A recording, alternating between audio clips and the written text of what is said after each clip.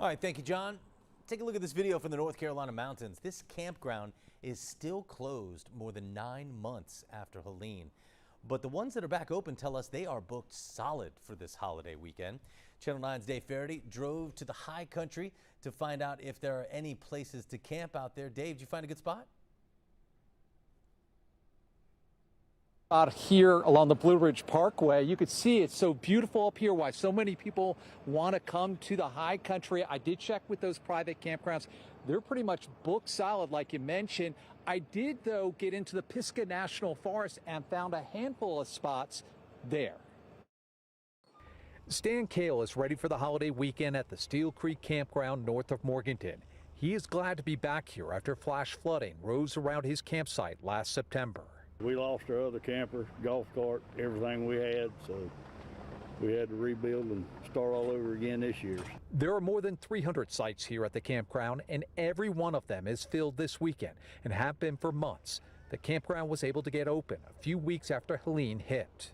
Tourism started back at our campground, which was very important to us to make sure everyone knew that this place was open for business. A few miles away along Upper Creek in Burke County, families are enjoying the cool mountain water. Michael Farmer arrived yesterday to make sure he found a camping spot for his family in the Pisgah National Forest. I came yesterday morning, which was Wednesday, got here at 6:30 a.m. You weren't taking any chances? No, that's why I took a couple days off. Along the Blue Ridge Parkway, hundreds of sites at Price Park and Linville Falls remain off limits because of the damage from the storm. Paige South and her family are thankful for their spot at Steel Creek to enjoy the 4th. People couldn't get to their campers, and to see it all just kind of come back to life is really, I love it. Yeah, a lot of people love it. Everyone I spoke with today told me the best advice is to make sure you call ahead before trying to get one of those reservations here in the North Carolina high country.